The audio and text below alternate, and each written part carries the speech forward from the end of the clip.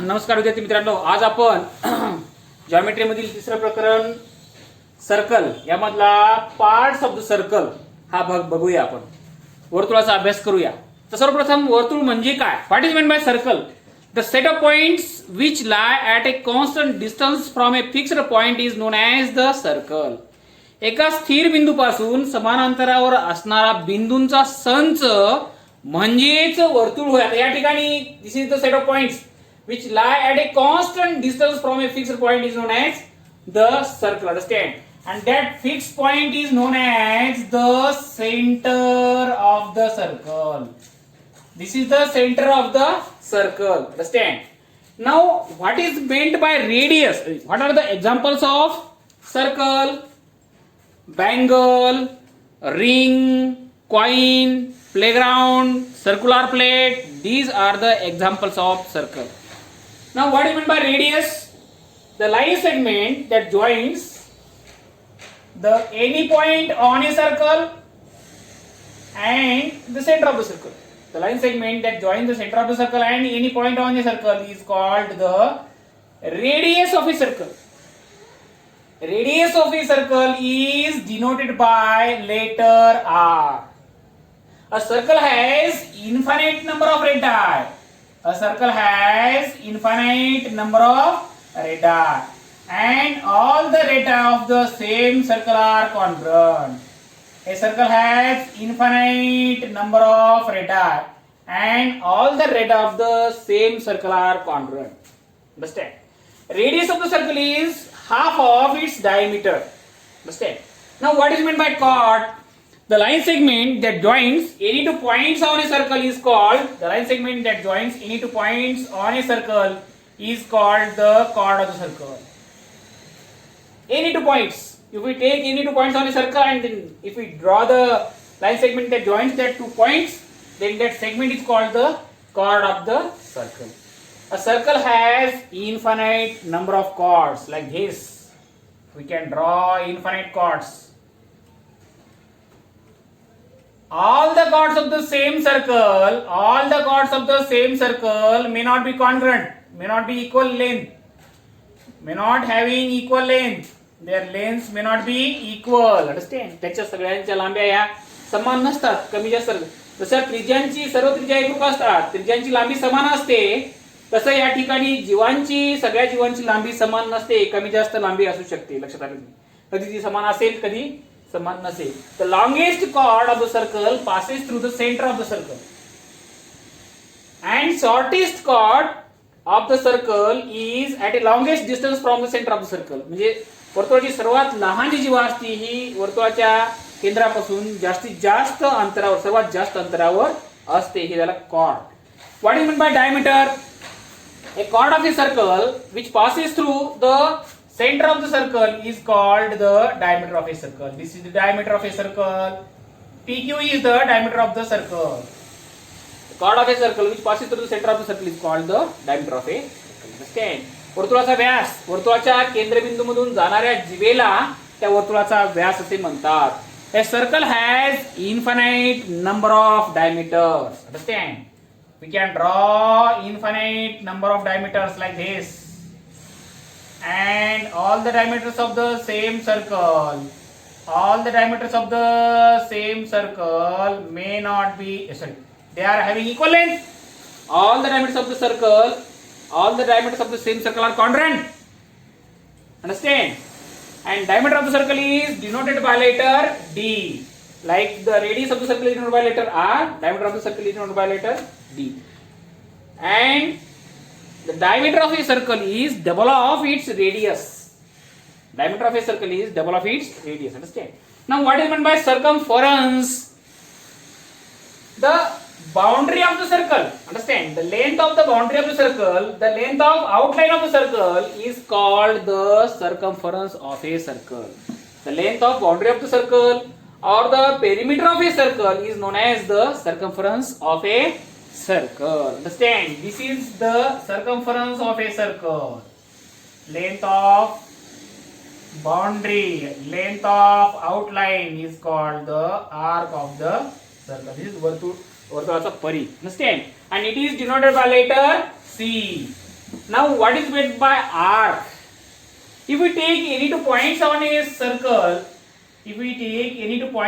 circle, like this AB, then the part of the circle between any two points on the circle is called the arc of the circle. वर्तुळावरील कोणतेही दोन बिंदू घेतले, वर्तुळावर कोणते दोन बिंदू, त्या दोन बिंदूमधील वर्तुळाचा जो भाग आहे त्या भागाला आपण काय म्हणणार आहोत, वर्तुळ कंस म्हणणार आहोत. एखादी बांगडी आहे समजा, पडल्याच्या नंतर फुटल्याच्या नंतर जो तुकडा असतो त्या प्रत्येक तुकड्याला आपण काय म्हणूया, वर्तुळ कंस म्हणूया. तसा हा वर्तुळ कंस आहे. It doesn't matter where you have taken these two points. ते महत्वाचं नाहीये की ते बिंदू कुठे घेतले, तुम्ही कोणतेही दोन बिंदू घ्या, तो ते वर्तुळाचे कोणतेही दोन बिंदू आणि त्या दोन बिंदूंनी तयार झालेला जो भाग आहे त्या दोन बिंदूच्या मधला वर्तुळाचा जो भाग आहे त्या भागाला आपण काय म्हणूया, लघु, त्याला आपण काय म्हणायचं, वर्तुळ कंस असं म्हणायचं. मग या कंसाचे वेगवेगळे प्रकार आहेत. तो लघु कंस आहे, विशाल कंस आहे, अर्धवर्तुळ कंस आहे. आता हा जो आहे हा मायनर आर्क आहे. मायनर आर्क जो अर्ध्यापेक्षा लहान आहे, किंवा ज्याच्या अंगाला वर्तुळाचं केंद्र नाही, त्याच्या बाजूला वर्तुळाचं केंद्र नाही, कळत नाही, म्हणून त्याला आपण या ठिकाणी काय म्हणूया, लघुकंस म्हणूया. हा लघुकंस आहे, वर्तुळाचा लघुकंस आहे. लक्षात आलं. त्यानंतर आपल्याला बघायचंय semi circle. Diameter of a circle divides the circle into two arcs. Diameter of a circle divide the circle into two arcs. Each arc is said to be the semicircular arc. Understand? प्रत्येक आर्कला आपण काय म्हणणार आहोत, semi circular arc. आता हे जे आहे हे सेमी सर्क्युलर आर्क आहे आणि वरचं पण सेमी सर्क्युलर आहे. हे वरचं सुद्धा ए क्यू बी हे सेमी सर्क्युलर आर्क असणार आहे आणि खालचं सुद्धा हे सेमी सर्क्युलर आर्क असणार आहे. Now major arc. आता arc of a circle which is at the centre side of the circle. आता या ठिकाणी समजा मी हे PQ हे आर्क PQ ही जेव्हा घेतली त्याच्या बाजूला इकडे तर या ठिकाणी PXQ हे जे आर्क असणार आहे, हे PXQ आर्क आहे. PXQ हे मेजर आर्क आहे. कळलं का? The arc which is at the centre side of the circle is called the major arc of the circle. Understand? Now sector of the circle. What is mean by sector of the circle? The If we take any two points on a circle, arc of a circle, आता या ठिकाणी आपण arc घेऊया आपण MXP, right? The area bounded by the arc of a circle and its radius. This is the area bounded by the arc of a circle and its radius is called the sector of a circle. वर्तुळ पाकळी म्हणजे काय? वर्तुळाचा कंस. तर आता बघा वर्तुळ पाकळी म्हणजे काय? Sector of a circle, the area of the circle which is bounded by the arc of the circle and its radius is non as the sector of a circle. वर्तुळ पाकळी म्हणजे काय? वर्तुळाचा कंस आणि त्या कंसाच्या त्रिज्या यांनी बंदिस्त झालेल्या वर्तुळाच्या क्षेत्राला वर्तुळ पाकळी असे म्हणतात. त्याच्यानंतर आपल्याला बघायचं आहे tangent of a circle. A line in the plane of the circle which intersects the circle in exactly one point is known as the tangent of the circle. आता बघा या ठिकाणी मी एक टँजेंट काढणार आहे, स्पर्शिका, वर्तुळाची स्पर्शिका. वर्तुळाच्या प्रतलातील जी रेषा वर्तुळाला फक्त एक आणि एकाच बिंदूमध्ये छेदते त्या रेषेला त्या वर्तुळाची स्पर्शिका असे म्हणतात. आता what is mean by secant of a circle? Secant छेदिका, वृत्तछेदिका.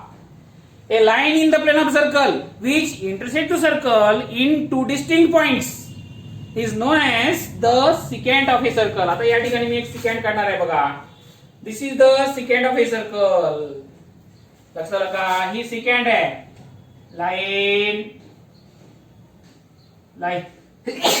line PQ. Line PQ is the secant of a circle. Understand? ती वृत्तछेदिका आहे. ती दोन बिंदूमध्ये छेदते आणि स्पर्शिका ही एकाच बिंदूमध्ये छेदते. आता what is mean by central angle? An angle in the plane of the circle whose vertex is at the center of the circle is known as the central angle. Understand? आता बघा हा सेंट्रल अँगल आहे. हा जो बिंदू आहे इकडे बघा AOB जो दिसतोय हा आहे सेंट्रल अँगल. Central angle. वर्तुळाच्या प्रतलातील ज्या कोनाचा शिरोबिंदू हा त्या वर्तुळाचा केंद्रबिंदू असतो त्या कोनाला वर्तुळाचा केंद्रीय कोन असे म्हणतात. ओके, किंवा त्या कंसाचा केंद्रीय कोन. आता या ठिकाणी हा जो कंस आहे समजा एक्स बी, या कंसाचा सुद्धा आपल्याला या ठिकाणी केंद्रीय कोन असं म्हणता येते. तर विद्यार्थी मित्रांनो, अशा प्रकारे आपण या ठिकाणी एक 10-12-13 कन्सेप्ट आपण वर्तुळाच्या बघितलेल्या आहेत. सर्वप्रथम बघितलं आपण वर्तुळाच्या भागामध्ये वर्तुळ म्हणजे काय. प्रतलातील एका स्थिर बिंदूपासून समान अंतरावर असणारा बिंदूचा संच म्हणजेच वर्तुळ होय. त्या स्थिर बिंदूला वर्तुळाचा केंद्रबिंदू असे म्हणतात. राईट. त्याची उदाहरण आपण बघितले की वर्तुळ एखादी बांगडी आहे, किंवा एखादी प्लेट आहे, किंवा नाणं आहे, किंवा वर्तुळाकार मैदान आहे. या प्रकारे या ठिकाणी वर्तुळाची उदाहरण आपल्याला देता येतील. राईट. त्याच्यानंतर त्रिज्या म्हणजे काय. वर्तुळाचा केंद्रबिंदू आणि वर्तुळातील कोणताही एक बिंदू यांना जोडणाऱ्या रेषाखंडाला त्या वर्तुळाची त्रिज्या असे म्हणतात. वर्तुळाला असंख्य त्रिज्या असतात. वर्तुळाची त्रिज्या ही एका वर्तुळाला असंख्य त्रिज्या असतात आणि एकाच वर्तुळाच्या सर्व त्रिज्यांची लांबी समान असते. राईट. वर्तुळाची त्रिज्या ही आर या अक्षराने दर्शवतात आणि वर्तुळाची त्रिज्या ही त्याच्या व्यासाच्या निम्म्या लांबीची असते. What is mean by chord. A line segment that joins any two points on a circle is called the chord of the circle. वर्तुळाची जीवा म्हणजे काय. वर्तुळावरील कोणतेही दोन बिंदू जोडणाऱ्या रेषाखंडाला त्या वर्तुळाची जीवा असे म्हणतात. एखाद्या वर्तुळात असंख्य जीवा असतात. A circle has infinite number of chords and all the chords of the same circle may not be counted. एकाच वर्तुळाच्या सर्व जीवांची लांबी समान असतेच असं नाही, ती कमी जास्त असते. लक्षात आलं की नाही. आणि वर्तुळाची जी सर्वात लांब जीवा असते ती वर्तुळाच्या केंद्रातून जात असते आणि जी सर्वात आखूड जीवा असते ती वर्तुळाच्या केंद्रापासून सर्वात जास्त अंतरावर असते किंवा जास्त दूरवर असते. लक्षात आलं. What is mean by diameter. व्यास म्हणजे काय. जी जीवा वर्तुळाच्या केंद्रबिंदूमधून जाते त्या जीवेला त्या वर्तुळाचा व्यास असे म्हणतात. एखाद्या वर्तुळाला असंख्य व्यास असतात आणि एकाच वर्तुळाच्या सर्व व्यासांची लांबी समान असते, म्हणजे एका वर्तुळाचे सर्व व्यास हे एकरूप असतात. वर्तुळाचा व्यास हा डी या अक्षराने दर्शवतात. वर्तुळाचा व्यास हा त्याच्या त्रिज्येच्या दुप्पट असतो. त्यानंतर what is mean by circumference of a circle. And outline of a circle. वर्तुळाचा परिघ जो आहे. परिघ म्हणजे काय की वर्तुळाची बाउंड्री जी आहे, बाउंड्रीच्या लांबीला किंवा संपूर्ण वर्तुळ कंसाच्या लांबीलाच आपण काय म्हणतो, वर्तुळाचा परिघ असे म्हणतो. राईट. कळलं का. किंवा वर्तुळाची परिमिती म्हणलं तरी चालेल. ते सी या अक्षराने दर्शवतात. त्याच्यानंतर माननार्थ. वर्तुळातील कोणतेही दोन बिंदू घेतले, त्या दोन बिंदूंचा मधला वर्तुळाचा जो भाग आहे त्या भागाला आपण वर्तुळाचा कंस असे म्हणूया. लक्षात आलं का. कंस एक्स बी, आर्क एक्स बी आता या ठिकाणी तयार झालेला आहे.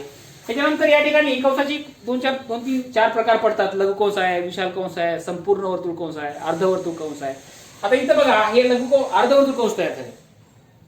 वर्तुळाच्या व्यासामुळे वर्तुळाचे दोन कंसामध्ये विभाजन होते. त्यापैकी प्रत्येक भागाला त्या वर्तुळाचा त्याला अर्धवर्तुळ कंस किंवा अर्धवर्तुळ असे म्हणतात. या ठिकाणी हे अर्धवर्तुळ कंस आहे. एपीबी हा एक अर्धवर्तुळ कंस आहे आणि AQB हा एक अर्धवर्तुळ कंस तयार झालेला आहे. आणि अर्धवर्तुळ कंसाचं माप हे 180 अंश असतं. आता विशाल कंस म्हणजे काय. वर्तुळाचा असा कंस ज्याच्या बाजूला वर्तुळाचं केंद्र असतं त्या कंसाला आपण काय म्हणतो, विशाल कंस असे म्हणतो. या ठिकाणी PXQ हा विशाल कंस आहे आणि हा वरचा जो आहे तो लघु कंस आहे. लक्षात. आता वर्तुळ पाकळी म्हणजे काय. वर्तुळाचा कंस आणि त्या कंसाच्या त्रिज्या यांनी जो वर्तुळाचा भाग बंदिस्त झालेला आहे त्या भागाला आपण काय म्हणतो, वर्तुळ पाकळी असे म्हणतो. त्यानंतर वर्तुळाची स्पर्शिका म्हणजे काय. वर्तुळाच्या प्रतलातील जी रेषा वर्तुळाला एक आणि एकाच बिंदूमध्ये छेदते त्या रेषेला त्या वर्तुळाची स्पर्शिका असे म्हणतो, त्याला टँजेंट असे म्हणतो. त्याच्यानंतर छेदिका म्हणजे काय किंवा वृत्तछेदिका म्हणजे काय.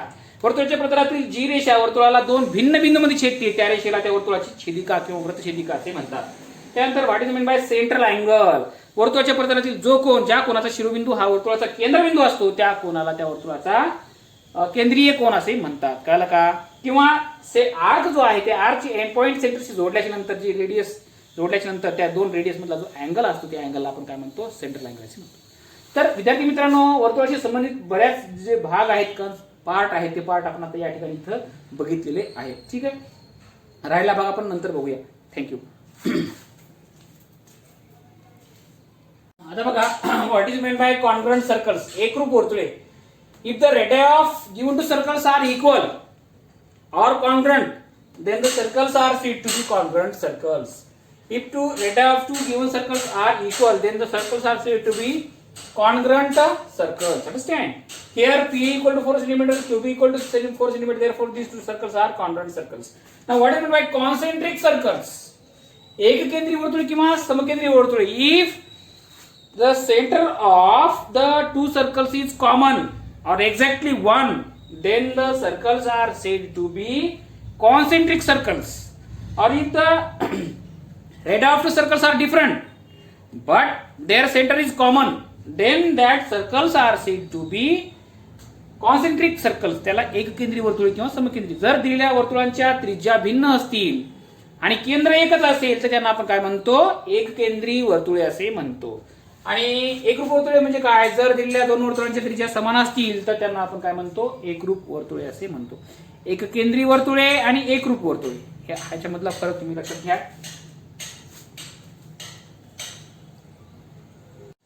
बघा आता, what is mean bye touching circles. If two circles intersect to each other in exactly one point, then the circles are said to be touching circles. जर दिलेल्या दोन वर्तुळांमध्ये एक आणि एकच बिंदू कॉमन असेल किंवा दिलेली दोन वर्तुळे परस्परांना एक आणि एकाच बिंदूमध्ये छेदत असतील तर त्यांना आपण स्पर्श वर्तुळे असे म्हणणार आहोत. these are the two touching circles and this is their point of contact. स्पर्श बिंदू आहे. आता intersecting circles means what? If given two circles intersect to each other in exactly 2 points, in 2 distinct points, then the circles are said to be intersecting circles. जर दिलेले दोन वर्तुळे परस्परांना दोन भिन्न बिंदूत छेदत असतील तर त्यांना आपण काय म्हणतो, छेदक वर्तुळे किंवा छेदणारी वर्तुळे किंवा इंटरसेक्टिंग सर्कल्स. ठीक आहे, ओके, थँक्यू.